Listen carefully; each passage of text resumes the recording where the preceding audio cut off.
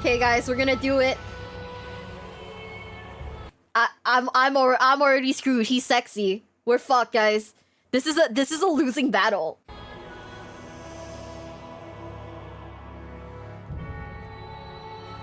I forgot he's hot. Is it over?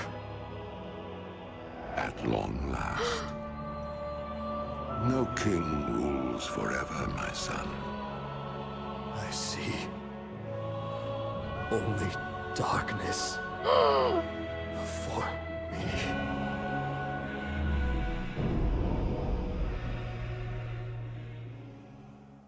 After a culminating battle in which the best forces of Azeroth faced off against the Lich King Arthas, we get this final scene after his runeblade Frostmourne is shattered, and all of the souls he's captured over the years are released, and he's talking to the soul of his dead father, simply asking him if his nightmare is finally over.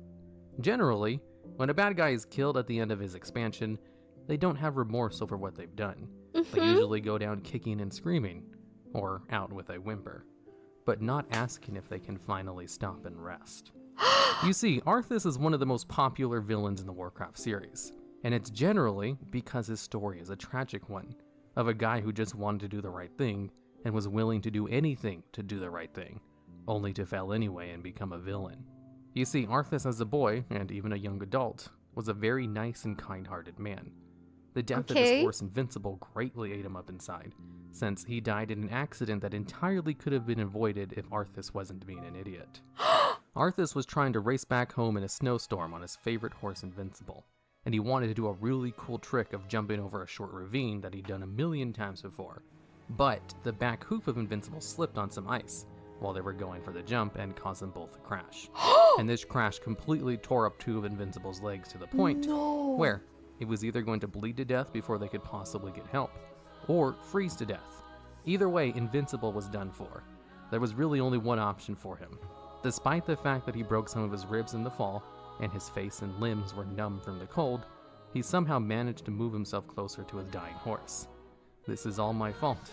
I deserve this," Arthas said as he removed his sword from his hilt. Invincible regarded him very calmly, almost as if he knew what had to be done and accepted his fate. That caused Arthas' eyes to tear up, but he blinked them away, pulled out his sword, and then pierced his heart with a single blow. Then he collapsed.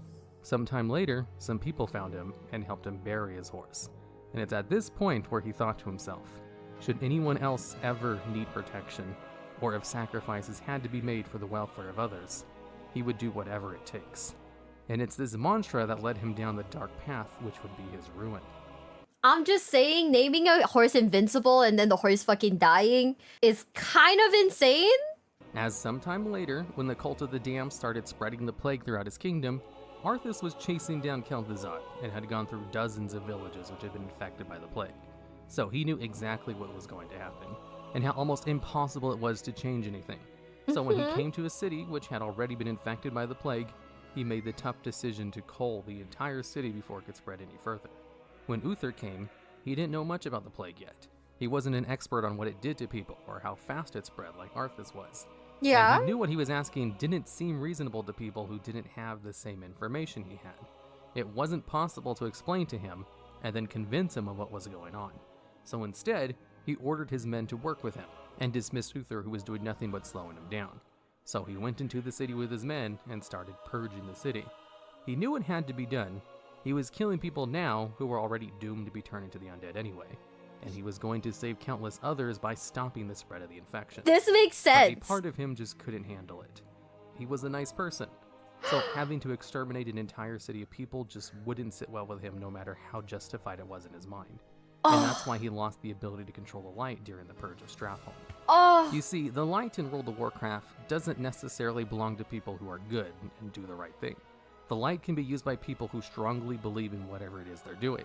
That's why the Scarlet Crusade can use the light, even though they're all a bunch of crazy lunatics who kill people because they think they might turn into the undead in the future, or they might be an undead in disguise.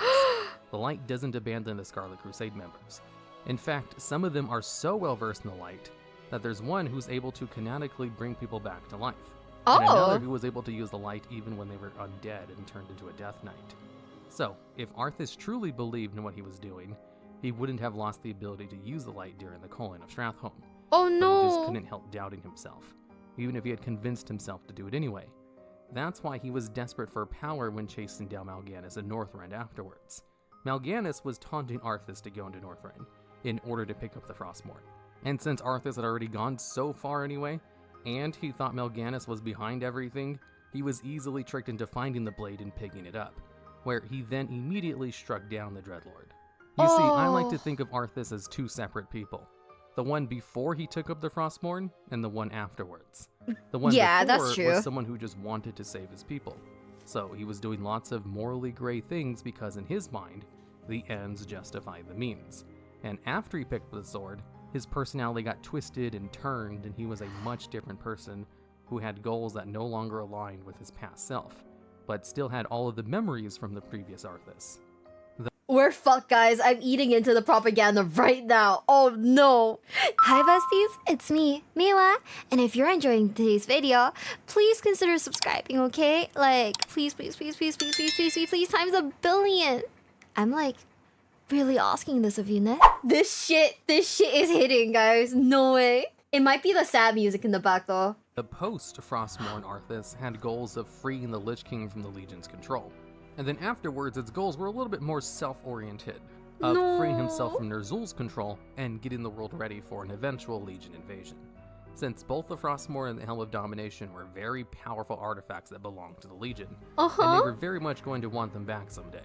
This new Arthas knew he could basically end all life on Azeroth whenever he wanted, since he had an unstoppable undead army who only grew in strength every time he clashed with the new kingdom. I guess. If he wanted to, he could just let loose all of his undead hordes in order to turn everyone else undead, and then he would have his whole army set in stone, and he would simply just prepare for the eventual Legion invasion, although he never did let his undead loose to turn the entire world undead.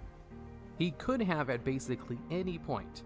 There were undead basically everywhere, and they replenished their own forces. But he just never did for some reason. And it's later on that we learn it's because a part of Arthas from before the Frostmourne was holding him back the entire time.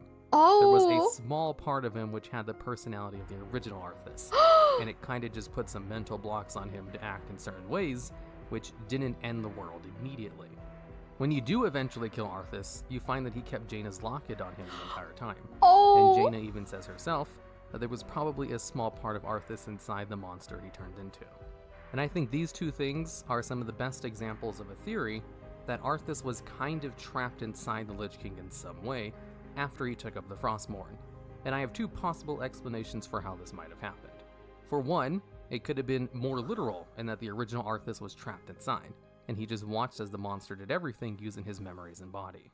And the second one is that Arthas himself was doing everything. The Frostmourne did corrupt him and didn't create a second personality, but that his old personality simply conflicted with his new one, which made him act in odd ways momentarily, like keeping Jaina's locket and not immediately ending all life on Azeroth. I mean, he did plan on doing it eventually, but the fact that he didn't do it immediately was heavily hinted because of a small part of him that was trying to keep himself in control.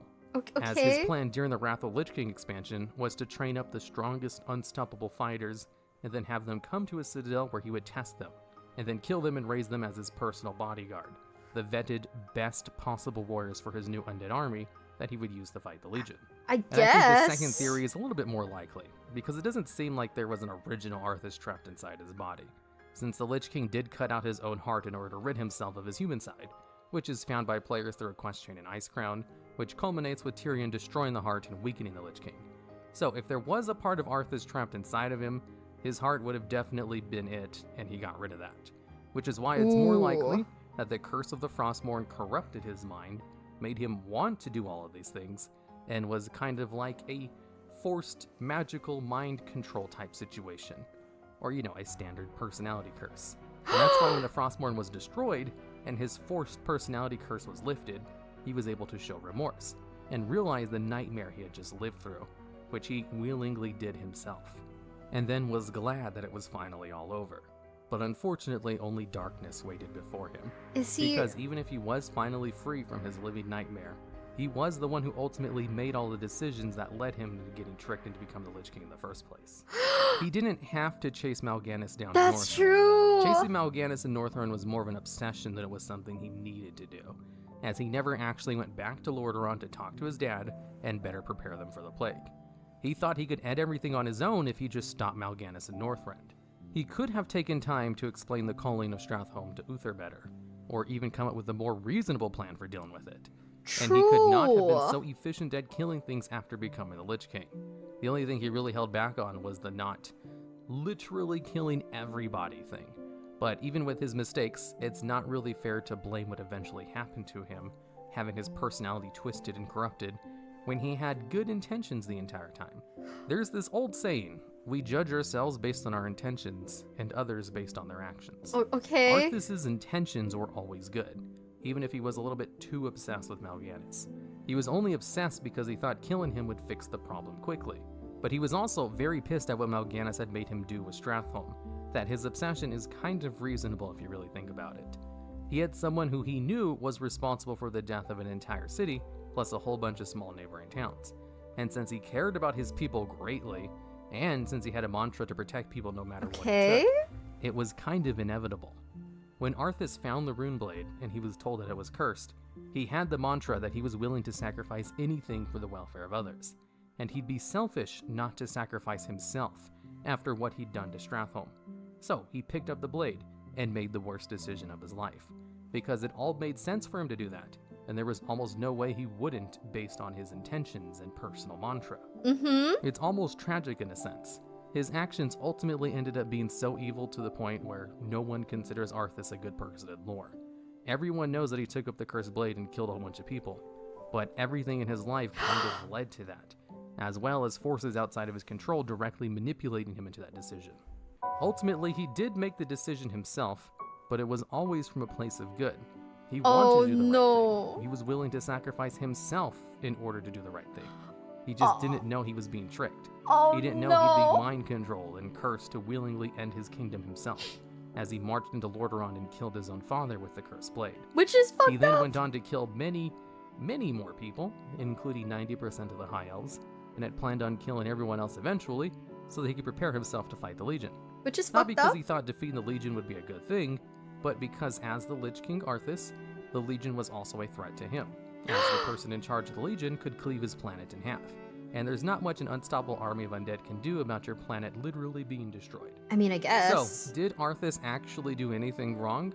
You might say his actions point to yes, but in context and taking his intentions into account, he was never trying to do the wrong thing, and his intentions absolutely matter in these kinds of situations. And you can't really blame Arthas for something a cursed blade forced him to do. So, of the Lich King, the whole of it, the Helm of Domination, the Rune Blade, Ner'zhul, they were absolutely bad dudes who did bad things for selfish reasons. And Arthas was just kind of caught up in all of it because he was tricked. And it really all depends on how much one can blame a person who was tricked into doing bad things. So if we go based off purely intentions, excluding cursed mind control shenanigans, Okay. no, I don't think Arthas was in the wrong. But if you look at his actions and what he accomplished, ignoring all of the context, then he is without a doubt one of the most evil people in lore. So, it's all up to you to draw your own conclusions, because Arthas did nothing wrong. Okay. I don't know if I'm Arthas pilled. I'm not gonna lie. This one, on the other hand, I don't know if I'm Arthas pilled necessarily. Because he did kind of... It's just very classic miscommunication. My guy has the communication skills of a fucking rock, right? My guy has the communication skills of a fucking rock. He could have explained things a lot better. He just didn't want to. He got hella manipulated though. Yeah, it's unclear when he lost control, but I feel like people turning their backs on him was probably like the start of his mind break arc. But that's also because he can't communicate. Yeah, he had like a lot of moments, but he still kind of did it. He raised as an undead steed. He can use as... Oh, okay, so at least Invincible comes back. Hell, I guess the Invincible name is right. Yeah, in the purge being, I do believe the purge is the solution, but I do feel like people wouldn't have turned their backs on him if he had explained it a little better, which is entirely his fault. Like he like knew that it was the solution, but instead of like explaining it, he was like, well, you know, if you don't want to follow my orders, then fuck you, right? Yeah. Like, instead of explaining the purge, he was like, I'm gonna be your king, so you gotta listen to me. And he was like, and Uther was like, no, it's kind of stupid. Like, you can't explain genocide away by being king. And then Arthas was like, well, if you don't want to listen to me, it's fucking treason, bro. It's just so, like, I don't know.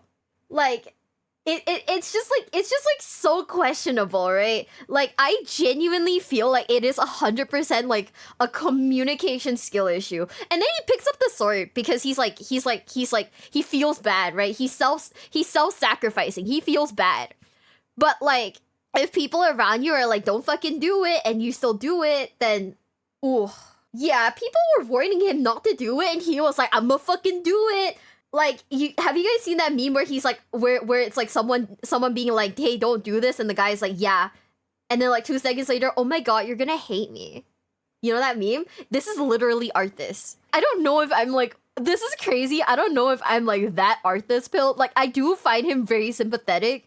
I do think that he was like traumatized by all of the things that he'd done, right? He's like hella traumatized by all the things that he done, similar to like Anduin, right? When he got corrupted. But it's just bad. Like, I don't know, man. Corruption in World of Warcraft like just hits different, bro. Arthas was